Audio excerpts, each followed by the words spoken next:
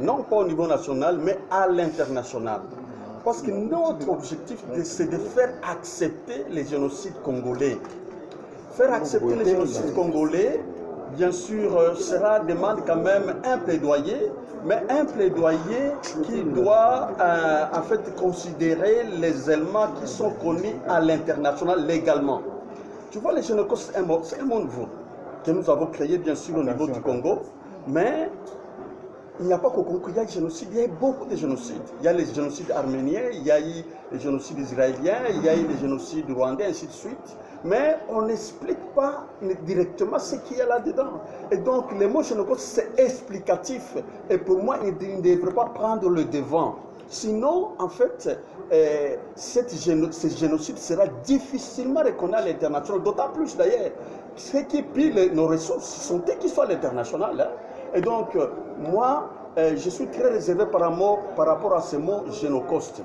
Tout simplement, moi, je suis un rescapé des massacres de Makobola. C'est là que ça a commencé. Et le but pour les RCD, ça c'était à l'époque des RCD, c'était pour occuper des terres. Même chose au niveau des Kassika. On a intégré les femmes vivantes, ainsi de suite. C'était pour occuper les terres. Bien sûr, il est vrai que celui qui occupe les terres, il les exploite après. Et partout en Arménie, c'était la même chose. C'était pour occuper les terres. Bon, chez nous, au Rwanda, c'était la même chose. C'était pour occuper les terres. Hein? Et donc, vous allez, bien sûr, en Israël, c'était la même chose. Mais ils n'ont pas donné une autre appellation. Cette appellation-là de génocide, c'est de nous bloquer par la suite.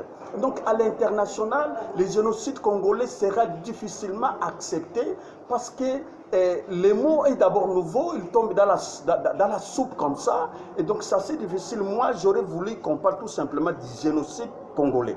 Et puis, qu'est-ce qui explique le génocide congolais? Bien sûr, il y a les occupations des terres, bien sûr, il y a le pillage des ressources, et ainsi de suite, ainsi de suite.